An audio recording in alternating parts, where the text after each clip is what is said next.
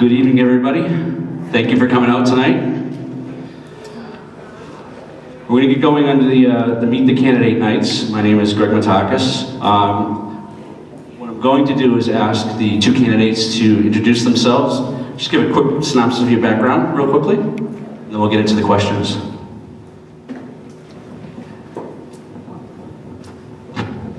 Hi, I'm Patty Lally, and I am the superintendent in Croydon, New Hampshire right now. Before that, I had been the superintendent in Massachusetts at Holbrook, and also assistant superintendent and assistant principal at Tewksbury Memorial High School and the district.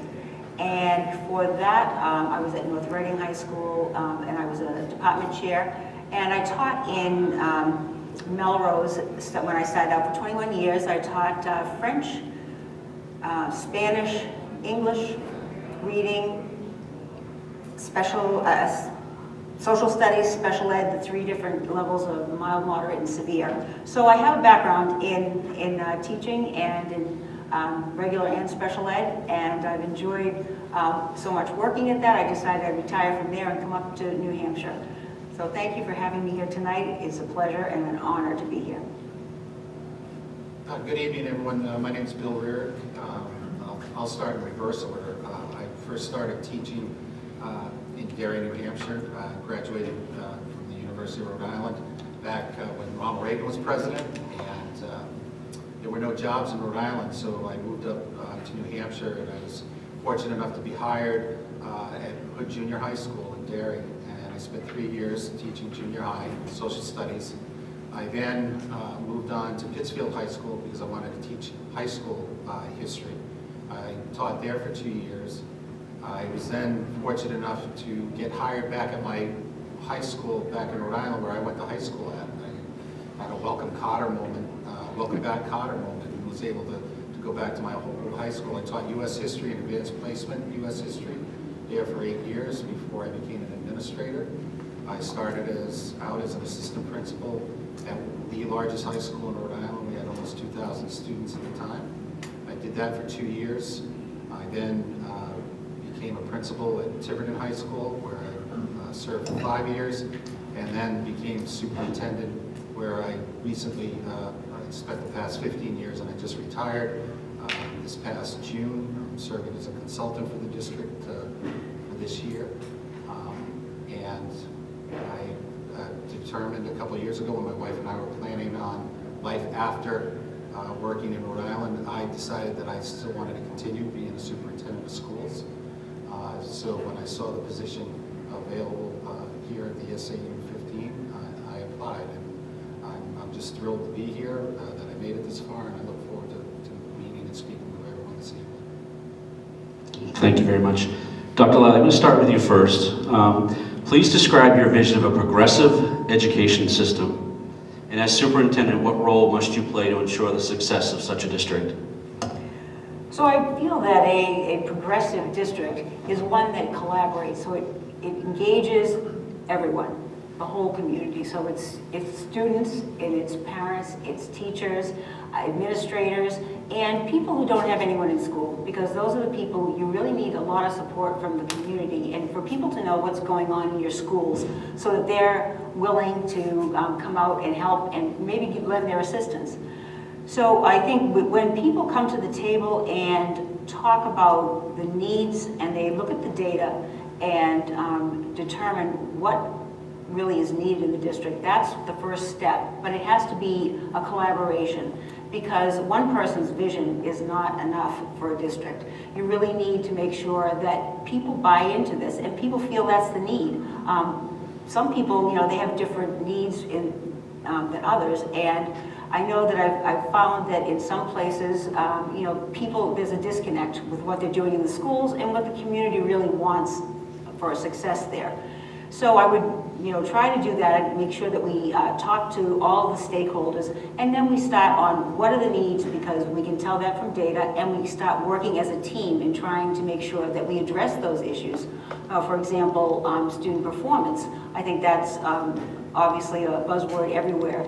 And in most places, math is suffering. When you look at math and ELA, math is lower than ELA, and I think that a lot of people would like to see that be improved, but it's really a matter of seeing how you can improve that with the cooperation of everybody in the district, and the fact that you need to make sure that it's a useful, that we're doing useful practical applications of those skills so that students see the need for it and students are happy to come to school. Because a lot of times, that's one of the things we have to make sure, that we're engaging students and making sure that they feel school is useful for them. So I think that is, probably the first step. There are a lot of things that can be accomplished by having that, having committees and that teamwork.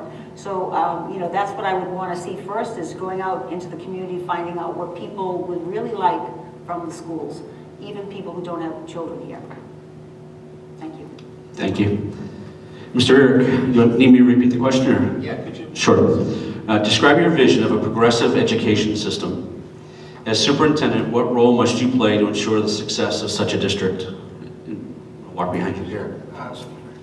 I view my vision of a progressive school district is one where all children are treated with respect, and teachers view that every child can learn and can learn at high levels.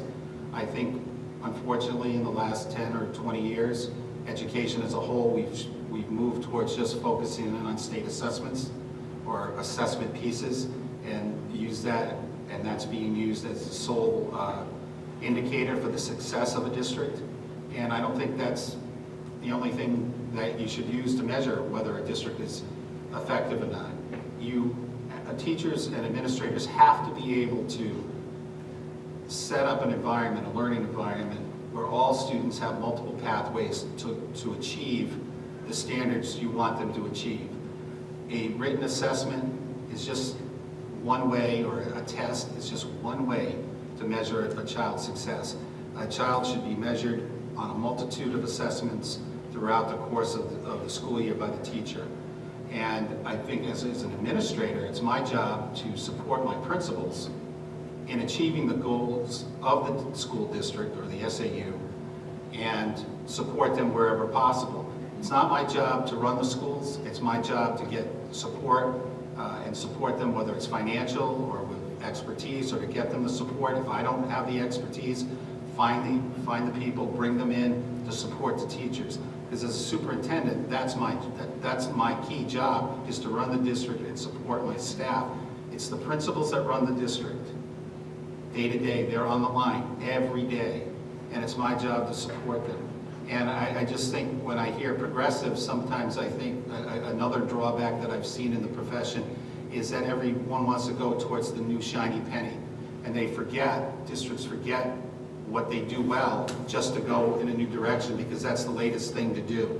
I think as superintendent, one of the things I would do if I was fortunate enough to be hired was meet with my principals, meet with the school boards, find out what we do well, and areas that we don't do things well in, focus in on that and work together as a team to meet those goals and objectives. Thank you. Thank you. And Dr. Lally, do you view teachers as innovators or implementers? And can you give an example of what you've done in other schools to support this view? I would say they're both. And I really feel that they are the ones who have the direct contact with students, so they're the ones that really need to be the ones that tell us what they need and how they would like to do things. So in schools I've been in before, it's usually the case that teachers will say, I would like to do X, Y, and Z, and I would support if it was something that would benefit the whole group. I would be happy to do that or benefit that class. So when I was in Holbrook, there was a teacher who really loved using responders. They're old hat now, but at that time it was innovative. And she knew how to use them and how to implement them. And she would teach other teachers, how to use those so that kids loved it. So they'd be answering and they would click yes or no or the number or whatever you know, the problem was they would be able to use those. So it engaged a lot of students because it was technology, but it also engaged teachers. So we didn't have to go outside and spend money on professional development, bring somebody in to do what somebody in our own district could do. And it was innovative, it didn't cost much for us to get these. And then she ran professional development after school, and that was, you know, it was great for her. Because besides being paid, you'd get professional development points, you know, for certification, and all of the teachers that came to those professional development classes. So I think, you know, most of the time it comes from the teachers, you know, the innovations, you know, they've gone to, you know, they talk to friends, they talk to other colleagues, and they find out what's going on in other places, or they have a, you know, brainstorm and just want to start something in the district. And that's when, you know, it has to be supported, because we can get so much out of people who are right here in the district. You don't have to go outside and look for experts, because the people who are teaching in your schools are usually the experts, and they're willing to help out other teachers. So it's a nice collegial thing, but it's also the fact that they know what works with children, and, you know, and I always feel that that's something I have to support, because you know, as one teacher said to me, you've been out of the classroom, you don't know. Well, I was out for a month when she said that to me, and I didn't want to say, it's only been a month, but, you know, so you know, it is true that, you know, the people who are dealing with those students at that time know what works well with students. And with kids today, it's a little bit different, because we know the social emotional issues that some of them have. And we need to be able to, the people who know them the best have to be able to make the suggestions to us, and have to try to help administrators know what's happening in the classroom, and to help them help the students. Thank you. Thank you. Innovation in education. One of my first professors that I ever had said, drew a circle on a blackboard, ask the class, what does that represent besides a circle? And he said, you know, we couldn't come to an answer. He said, that's education, because no matter where you start in the circle, you end up back where you started.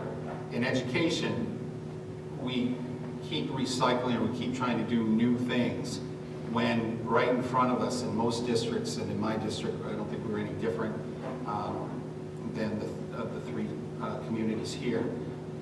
We had teachers that wanted to do things that went beyond what we were asking them to do. And again, similarly, I would try to support them if they came to us with an idea. My one question is, how does it help students? How does it help learning? If the teacher gave me a good answer, you know, as to how it correlated, we would look into it and try to move forward and try to support them. If it didn't, then I'd say, well, rethink what you want to do and come back, because I'm going to ask you the same question. And by staying focused on what's best for kids, that keeps the teachers focused, and it also, naturally, teachers will want to do different things, especially when they see their colleagues doing them. One of the things that we implemented in Tiverton was a computer science program at the high school.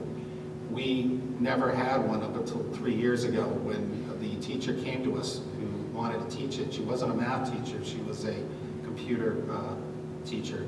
And she said, I'd like to teach it. And we sent her, and we talked about it, and we talked to the principal. I agreed that it was a great idea. We sent the teacher out to get training. 1 year, she taught the computer science. It was open to all students. And then this past year, my last year, we offered AP computer science for the very first time. And that stemmed from a teacher coming to me and her principal saying, I have an idea, I want to do something different, can we do this? We did that. We also had teachers in our industrial tech program. Back in the old days, it was called SHOP. Teachers came to us and said, we would like to introduce a STEAM program at our high school. So we had some meetings. To get to the end of it, we decided we wanted to move forward, and we introduced PLTW engineering courses into our high school curriculum. Right now we have 3 courses that any student can take at the high school level, but then we said, well, we want to give that experience to our middle school students. So we started 2 years ago PLTW classes in our 7th and 8th grade, so that students could be introduced, get a little taste of what a STEAM class would look like, or a STEM class. And again, that was an example of teachers coming to us. We had another teacher in the same department who wanted to start boat building, a boat building class. And of course, the first question I said, what's it going to cost? He said, I can do it with donations, and it won't cost me anything, and I can do it within our Woodworking 3 program. And for the past 7 or 8 years, he's been selling clamming boats. He and his students build one a year and then sell them to the public. And he gets the money back, and then there's some extra put aside so he can build them again the following year. So those are just a few examples, and I can go way back, dating myself. Computers. When computers started to be introduced into schools, I don't know if Rhode Island is different than New Hampshire, I had a lot of resistance when I was principal and superintendent. What's a computer going to do? That's not going to help me. That's not going to make kids smarter. And that was a harder slog than most people at the time. If you weren't there trying to implement it, it was a lot harder than it maybe than it looked on the outside. But finally, we got there to the point where when I left, the district we were at a 1-to-2 ratio, 1 computer for every 2 students. And if the budget gets passed for next year, they'll be at a 1-to-1 initiative. So over a period of, because I was there for a number of years, I was able to see that transition. But that also started with teachers who were comfortable with tech, who really were our pilot programs. They introduced it first into their classrooms. We then freed up teachers so they could then go in and watch.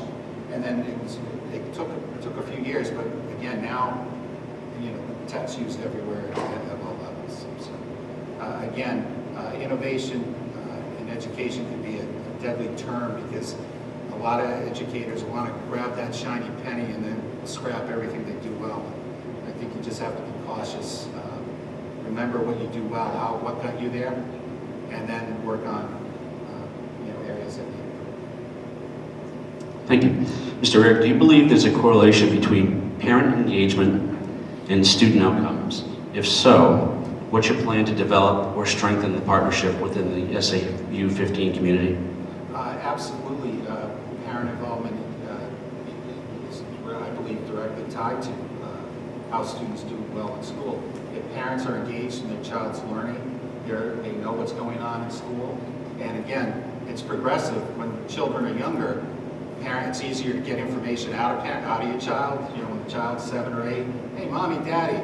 As soon as they hit middle school, they don't want to talk to her. My daughter, it just seemed like yesterday, where I was a referee between my daughter and my wife, just trying to figure out what the homework was in math or whatever it was. And we were, I was a superintendent, my wife's a high school guidance counselor, and it's hard. They say, well, engage your children. It's not easy as they get older. Having done it myself, my son was like my wife. He didn't really say much at all. My daughter was a lot like me and would tell you everything. And so you have to deal with that. So parents have to deal with that. And to say, well, we want more parental involvement, easier said than done. Parents have jobs. They're parents. They work 9 to 5, and they come home and they have their children, going off to athletic events, dance class, whatever it is that your children are involved in. And then there's school. So how do you get them? How do you keep them involved? When I was applying for the job, I went on the websites for the different districts, and I thought the schools did a good job of putting information out, at least on the websites. I'm sure they probably send it out also directly by email and maybe some form of telecommunications, leave a message for important events.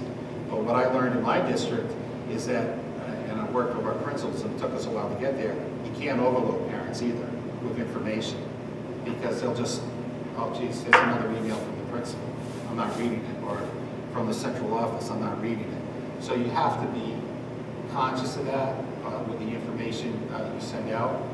If I were to become superintendent, I would talk to my principal, say, what are we doing now? What do we do well? How are we getting the information out? Is there any better way to get it out? One of the ways that some of my principals did. They would have meeting times on the weekend. They would come on a Saturday, maybe 9 to 10, or they'd do it at night, or they would give an hour once a month where parents could just drop in, talk to them about anything they wanted to talk about.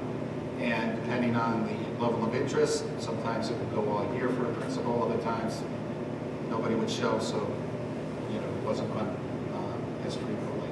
But again, I think it's in today's day and age, it's easy to get information out, but you have to be selective with that information, and you really need to keep promoting the things you do well, so parents as well as the children take pride in their schools. Thank you. Do you need me to repeat the question, or you also? No, that's okay, thank you. So, and I feel the same way, that parents are instrumental in a child's education. And I think that, in my experience, the younger the child, the more involvement there is. And it's very fortunate here because it goes up to 8th grade, so they usually fall off in high school. This is, you should have, I would think, a lot of involvement here.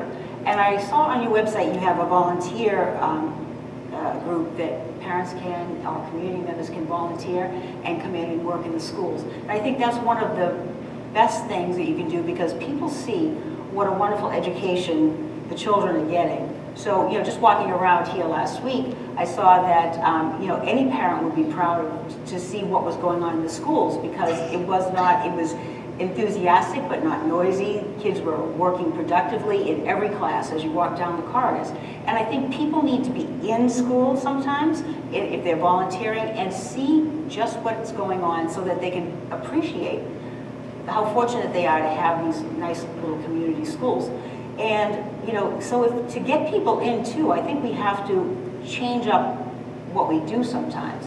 Because I know that we used to have the typical parent-teacher conferences, and parents would be like, oh, not again, I stand in line. And so I think we have to do something a little bit different to get people in, and that's important because they need that individual time to talk about student progress. But I think they have to be, and I know you have a lot of events here, but they have to be events that really make people want to come in and want to be a part of the community. So, that's one of the things I think was lacking in some places I've been, that, you don't have that, it's for the purpose of talking about a report card, but it's not, it's not the day-to-day engagement that you need with parents. And I know there's so many things now that you can use instead of having the face-to-face. You can use Class Dojo and those types of things to get information to parents. And I think that is fantastic too, because parents are busy. Parents find it hard to get into schools, and you really need to use those pieces, and you need to communicate in every way you can that will engage parents, but also have that face-to-face time. And I think it's not only face-to-face time with teachers, but they should be able to talk to the administrators, and there should be some regular times. I know there's a principal here who has meet the principal times, or come on in and have a chat. And I used to do that as superintendent and principal, but I would have different times of the day, because parents, are working. Some work night, some work during the day. So I would have it each month. I would change the time so that people who couldn't make it at nighttime could come in the morning, or people who couldn't come in the morning would come in the afternoon, so that they could come in and find out just what the district is about too, and find out what's going on. And what, as one kid said to me the other day, "What, do you own the school? What do you do?" And I think they need to know, what are we doing, and what is it we're doing for their children, because that is the bottom line. And I think that community members should be able to come in and talk to administrators and find out where the tax dollars are going, because I know there's a lot of concern. So thank you. Thank you. Mr. Rick, what is the #1 new or ongoing initiative that you think SAU15 should focus on over the course of the next year? I would, again, from what I can gather, or my approach is something I found very important in my district, to answer the question, is writing. I think writing is a skill that all students need to have when they leave, just not 8th grade to go to high school, but to be successful adults. We in our district, focus in on it at a very early age, and we continue on. We have grade level rubrics that teachers follow, depending if they're in the the elementary level, they follow a certain set of rubrics. If they're in the middle school level, they have a different set, and then at the high school, a third set. But writing, I think, is the most important thing that you need to work on. With that said, again, I looked at the state assessment results, and again, there was only 1 year's worth of results for the districts to look at. But I would say a second area that I would work on, or I talk to the school boards about, are the math results. And again, math is always a struggle in most districts. No matter where you are, very rarely do students, hit that 80 to 90 percentile range. That's not to say you shouldn't aim for that as a district, but most districts do struggle with it. But having only 1 year's worth of data with that assessment, I know New Hampshire's changed to a second assessment, so it's hard to really get a trend line developed. You need at least 3 years, maybe 4 or 5, to really understand where your students need to improve. But what I would look at with my principals with the math are your subgroups. What groups of students are struggling, or are there groups of students that are struggling that aren't doing as well as other groups, and why is that? And then develop strategies to work to improve students who aren't achieving at the levels you want. So those would be the two. And again, I would like to add, again, most districts make the mistake of trying to do 5, 6, 7, 8 things at once. School departments, effective ones, focus in on 2 or 3 key initiatives a year, and to get them done. And sometimes they have to be over 2 or 3 years. It's not a 1 year, one-off situation. And improving student assessment scores or how students write, that's something that would be done over a period of 2, 3, 4 years. And it's something that would be ongoing. It wouldn't be do it after 3 years and go in a different direction. Thank you. So I think that the most important thing to start with especially with a new superintendent, maybe some new people in the district, is to re-examine your strategic plan so that you can see that all the 3 towns that are involved in this are really on board with what is contained there and what are the goals of the district, what are the goals of the people in the community. And I think that there should be some time spent gathering that information first, because we can look at test scores, we can look at, if you had a high number of suspensions, which I doubt you do, but those types of things, you can look at that data and try to take care of one of those issues. But I think to start with, we need to make sure that as a community, everybody is compatible, is on the same page, and that that the 3 towns really feel that they're being heard by the SAU and that everybody is having a contribution to what goes on. Because I think that with 3 different communities that have so much to offer, this is a great spot for people to come together and share ideas and to make sure that what it is they're looking for is going to be met. And if it's performance right off the bat, because performance has to be a piece of it, that's something that we can do as we're looking at what is the overall arching plan. And you have goals and you have strategic plans here, but is it still viable? Is it still what the community wants? And so from there, then we tackle what's been identified. But I think that, obviously, and as you had mentioned, the math scores is something that people want to address. And I was at the Underhill, I believe, and they were doing Singapore math. And so I think that's a great strategy, because I saw the scores there were higher than their ELA scores. So it's really amazing that, putting some emphasis on the area that you're looking at to improve, it can really happen, within, some of it can start within the first year. But I think we have to identify those, because some people might be concerned about something else here. They might be concerned about the extracurricular, even though it seems like you have an awful lot of them.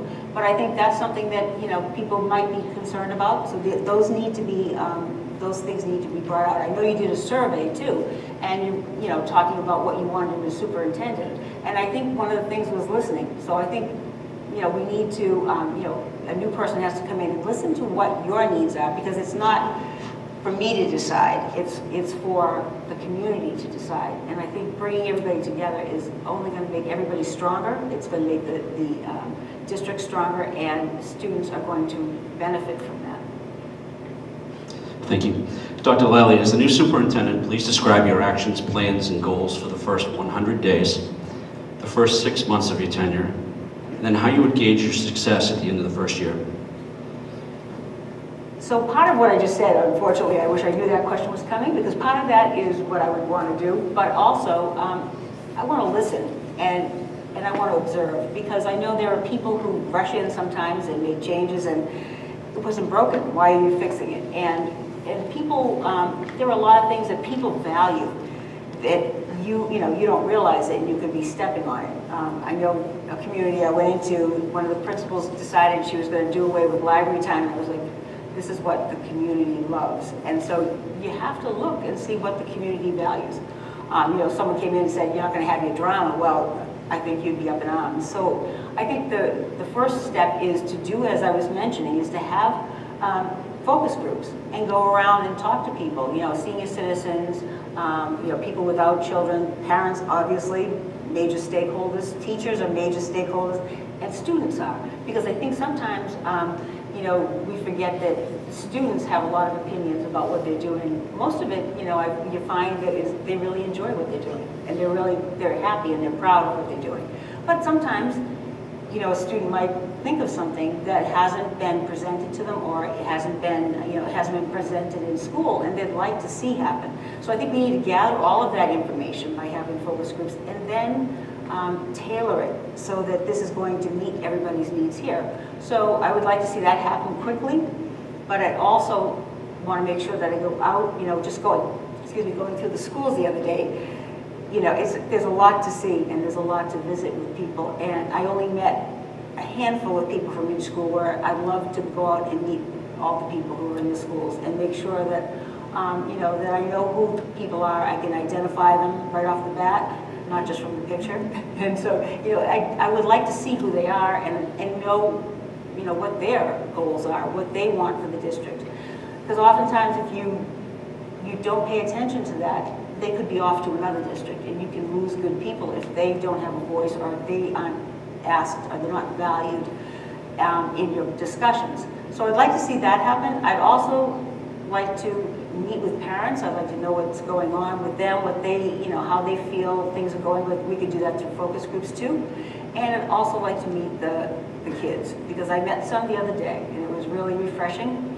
And I love hearing their opinions and, knowing what they really want and where do they see the needs. Because I think we have to have that as our goal, is looking at what do students want to do after they leave here, and what are their goals in life, so that we can make sure that we are moving them in that direction, and we're not just doing what we think is important, but what is it that the kids, they might have goals that are not aligned perfectly with what we have, but we could bring things in and we can make it happen for them. You were mentioning about the courses you put in, and we put in robotics and those types of things, and that engaged, and computer programming classes that engaged kids that otherwise were not engaged. And so that little piece during the day made them engaged in math and science and all the other subjects, because they had that to look forward to, and they loved coming to school, because at some point they were going to have the thing they loved. So I think that's very important, and I'd like to see that start right away, and to be working with people to see what we could do to save the things that you love and maybe improve on the other pieces. Thank you. Do you need me to repeat the question, or are you all set? No, I think I'm Okay. all set. One of the first things I would do is I would like to begin my transition as soon as possible, or as feasible. Having gone through it myself, I helped transition my successor into my old position.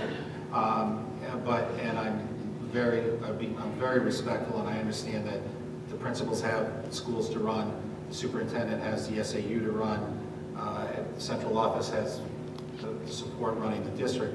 But I would like to be able to come up, starting maybe in the late spring, to start meeting with the school side of the SAU, meet with the principals again, spend a little more than 45 minutes and a quick walkthrough, get feedback from them, meet with the central office staff, meet with the assistant superintendent and business manager, spend more time with them, hear what they have to say. I would also like, and I know it's difficult for school boards because your guys are always meeting, but I would like to meet with the school board before I come on the three different boards to find out what they think their district needs to do and what the SAU needs to do to help support their districts.